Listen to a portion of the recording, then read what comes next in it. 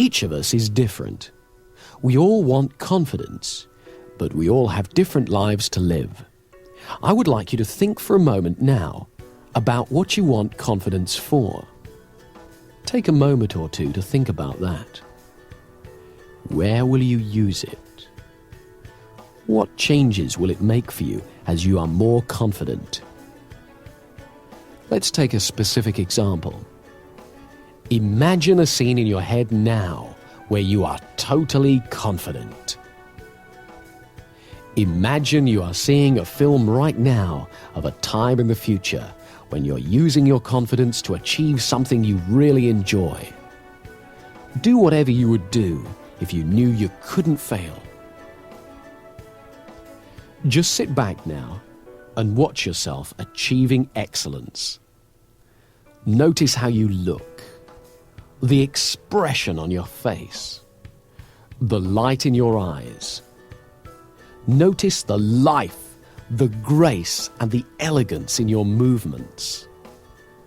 Let the camera of your mind move all around the scene and replay it as slowly or as fast as you wish, as many times as you wish, so that you become fully acquainted with every aspect of your presence during a moment of successful achievement. Notice how you're sitting or standing, your expression, and your movement that lets you know that this is a moment of great success. The concentration or happiness on your face. The grace, ease, or commitment of your movements, the sense of mastery. And pay attention here to the sensations in your body, and notice how your body responds to your imagination. Your body responds to all the pictures that are conjured up in your mind, deliberately or accidentally, in exactly the same way. Now, you are going to use this responsiveness. As you continue to visualize this time of confidence, and as you feel the pleasure and power of it, gently and precisely press together the finger and thumb of one hand. It doesn't matter which hand, just do it.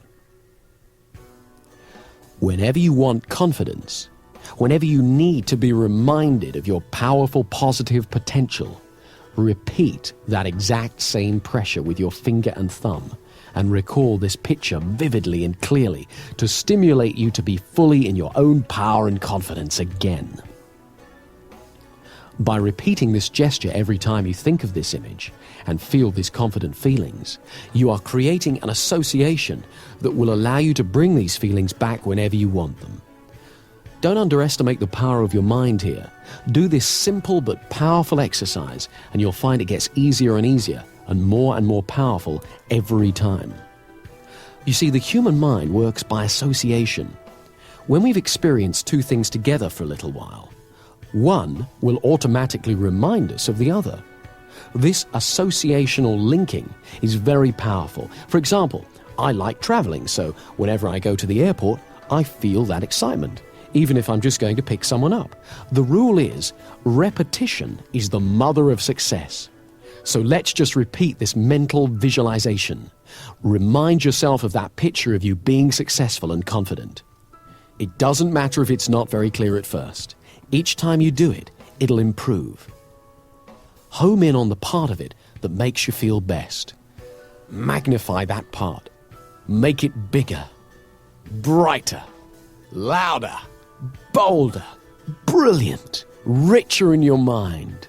Really feel it within you and around you.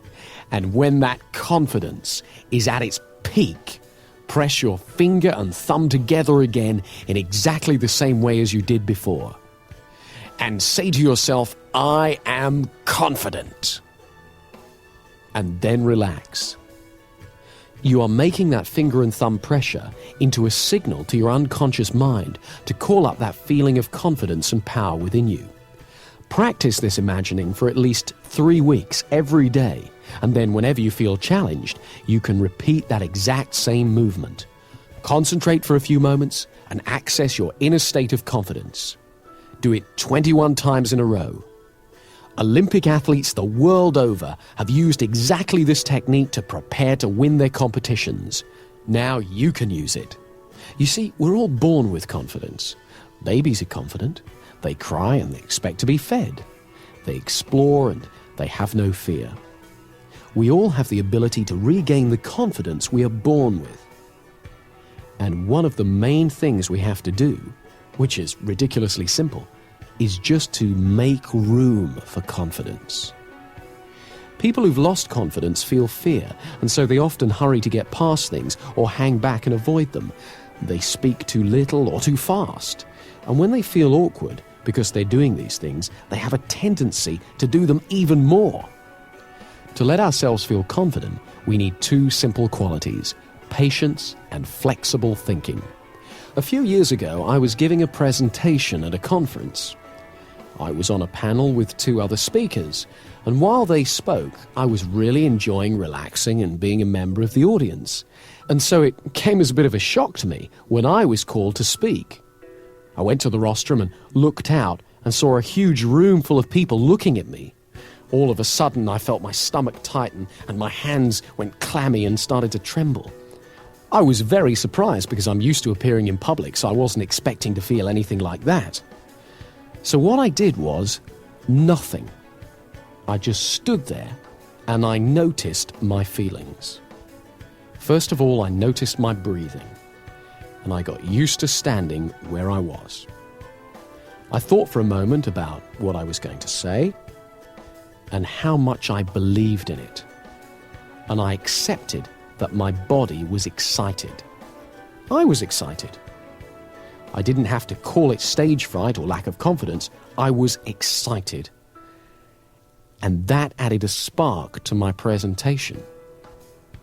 Then, when I felt ready to speak, I began. Now, this was a fairly simple little incident, but it shows three things. Firstly, you never know when you're going to be surprised, because I had no idea I was going to feel anything like that when I stood up. Secondly, it reminded me of the value of patience. I simply took my time to notice what I felt and got used to it. I didn't rush away from my feelings by diving straight into my presentation in a terrible rush. And when I acknowledged how I felt, it wasn't overwhelming. It helped to notice my breathing and to let that be calm as well. Thirdly, I reminded myself that the feeling I felt wasn't good or bad. It was just what I felt. And I could choose to call it fear or stage fright or eagerness or excitement. And I chose to call it excitement. I was reminded of this when I was sent a tape of my presentation, and I heard the pause before I started to speak. That was the pause I took to make room for my confidence. There are lots of ways you can make room for confidence in your life. In conversations, we can practice confident listening. Confident listening is allowing yourself to concentrate fully on the other person's speech. It means that rather than preparing what I'm going to say, I really listen to you. And so often when I listen well, what I need to say, and when it's okay to say nothing, becomes much clearer. When I hear the rhythm of the conversation, I discover that there are plenty of times when silence is appropriate. By listening with patience, I make room for confidence in my conversations. The same is true with actions and feelings. Patience makes room for confidence. Turn your attention outward to the world while acknowledging what you feel. But don't judge or compare or worry. Stay curious. Don't judge yourself or others. Often you don't have to do half as much as you were worried about when you lacked confidence. And when it's time to act, what you have to do is clear and simple. We all use habits a great deal in our life. Some habits help our confidence, others don't. So to increase our confidence, we have to amplify the habits that assist us and eliminate those that don't. Much of our thinking is habitual. It happens all by itself and is just a string of associations. Mostly, we tend to be absorbed in a task or an interest, or afloat on the river of automatic thinking. However, we can affect it. With a little effort, we can redirect our attention. It turns out that associational thinking is very powerful, so this effort has to be made over and over again. At first, it's quite unnerving to discover how easily we can be distracted. But if we repeat the effort over and over again, we gradually find that we affect our patterns of association and also increase our powers of concentration. There's one very important way we need to make this effort. Nowadays, the atmosphere of ideas in which we live is very busy. Messages bombard us from all sides, and not all of them are very healthy. On television and radio, we're asked to buy far more than we can afford, and the news is always full of doom and disaster. To protect ourselves, we learn to ignore a great deal of it, so that we're not overwhelmed. But unfortunately, we can also inadvertently ignore the beauty and blessings of life as well. So we must learn to be selective and to reinforce the positive, beautiful messages in our lives, so that we nourish the positive and beautiful in ourselves. As we pay attention to the goodness in the outside world, we strengthen it within ourselves. It's also useful to phrase things positively, to use optimistic language whenever possible. I don't mean that we should ignore difficulties or problems, but that we should always look towards the solution, not the negativity. If we use positive words to ourselves and others, we're more likely to receive positive words and messages from them. Try to avoid putting people down, or putting yourself down. If you want, you can make a game of cleaning up your language. Do it by yourself or with a friend.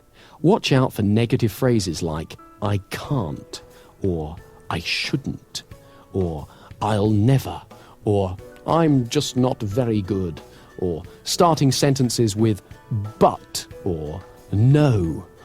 Whenever you hear yourself or a friend use a phrase like that, stop and rephrase it in positive terms. For example, instead of I can't do such and such, use I can learn how to do such and such, or I haven't learned to do such and such yet. There's no fixed meaning in life except the meaning that we bring to it. So let's make your life brighter by looking at things that you've got going for you. Positive thinking becomes a self-fulfilling prophecy. Every time we pay attention to something, we energize its presence within us. If we pay attention to negative thoughts, we just make them stronger. So they crop up more and more often. But when we pay attention to positive thoughts, we strengthen them so that they return to our consciousness more and more often. Whatever you pay attention to returns to your awareness more and more frequently.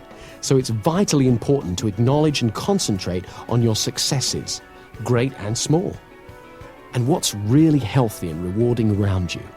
Remember, you always get more of what you focus on in life. Here's a way of focusing that power. These questions direct your mind to what's positive in your life, so in order to answer them, you have to experience some of the good feelings that go with the answer. Every morning, ask yourself, what do I feel happiest about in my life? Who or what in my life makes me feel most loved? Who or what in my life makes me feel richest? And if you don't know the answers to these questions yet, ask yourself instead, what could I feel happiest about? Who or what in my life could make me feel richer, happier, or more confident? When you were a child, you may have seen a model railway in a shop window.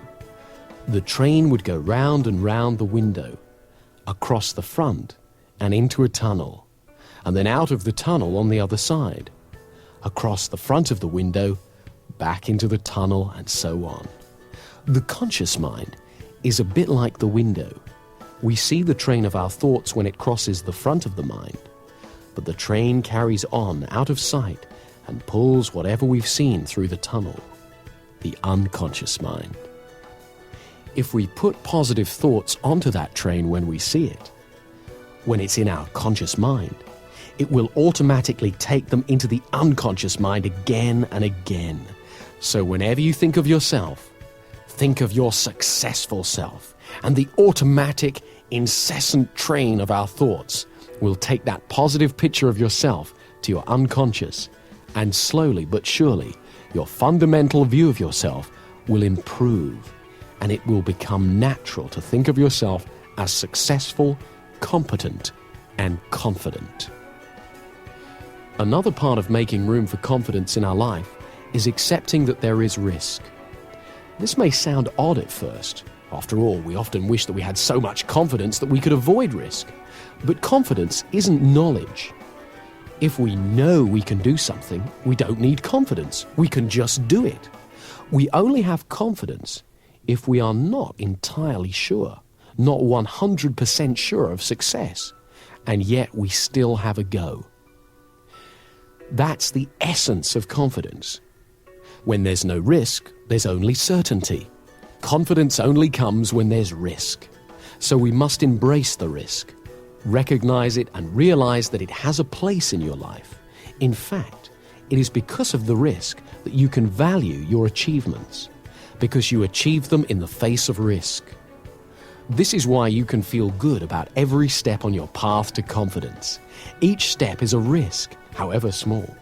And as you get used to having confidence, you will realize that you get used to having risks. Risks don't go away. We just learn that we can face it and deal with it. And as we do so, we become more powerful. We learn we can achieve our goals, and we become more confident. Let me show you one more thing that increases your confidence, and it's great fun as well. Think of somebody now with whom you don't feel confident. Imagine them walking in your front door. And imagine they've got a red clown's nose on their face and an orange wig on their head. Or shrink them so they're about 12 inches tall. And call to mind the way they talk. If, for example, it's an authoritarian sort of voice, "You stupid, useless person." Make them sound like Mickey Mouse. "You stupid, useless person." Or make them have a sexy voice. "You stupid, useless person." Really enjoy making them as ridiculous as you want and get used to this way of seeing them, even when you meet them face to face. You'll find it's great fun, and it really changes how you deal with them. It's very empowering and enjoyable to look forward to the success in our future, and the more we get used to it, the more it happens. I'd like you to close your eyes now and fantasize how things would be in an ideal world. Imagine your dreams have come true. You're doing exactly what you want to do. All around you, you can see exactly what you'd like to see. Everything you hear is perfect, and you enjoy what you feel. And as you do this, where in your body does it feel best of all? Locate the feeling and give it a color. Imagine that color glowing there within you. Now, begin to move that color all over your body and spread that fantastic feeling throughout you. Let it permeate your body. Notice how wonderful you can feel just by using your mind like this. Make sure it's around your legs and feet, stomach, chest, shoulders, arms, hands and fingers, neck and face. Make it truly brilliant. Turn up the brightness, feeling joy and energy surging within you. Now double the intensity of that color again and keep that feeling within you. Wonderful, brilliant, bright, fantastic. When you feel good and happy, your non-verbal communications put you in tune with good and happy people and help other people feel good too, so you create a warm, friendly atmosphere. With this simple exercise, you can actually affect all the world around you. Do this every day and you'll soon notice how it begins to bring out the optimism and enthusiasm in the people you mix with. Remember, happiness and excitement are contagious. So you're going to direct your attention away from comparison with others, away from the barrage of advertising which plays upon fears and insecurities, and away from negative judgments, and steer it towards a positive appreciation of the world and people around you. This inner glow will help you do that. Finally, remember to walk tall. When you've finished using this tape, get up and hold your head up in a comfortable, relaxed position on your shoulders. Let your spine support you. Imagine that a golden thread runs vertically up through your spine and straight up to the sky, and that thread supports you. Let yourself relax, safely held by that thread. This relaxed, upright stance is the natural position of confidence, and it will soon be as natural to you as breathing. So enjoy it. And to give you a rock-solid foundation for your confidence and power, use the hypnotic induction on the other side of this tape every day for 3 weeks, and as often as you want thereafter. Side 2 is a powerful hypnotic induction that will reinforce all the work you've done on this side and will boost confidence at every level of your mind. Whenever you want to relax deeply and totally, go somewhere where you don't have to be aware of the outside world and use Side 2 to go into as deep a trance as you need to. Each time you go into trance, the effect gets stronger. So use it every day for 3 weeks. Use it, enjoy it, and you'll find that as your confidence increases day after day, you'll find yourself doing things you used to dream of. Use both sides of the tape every day until you can really feel the improvement you want.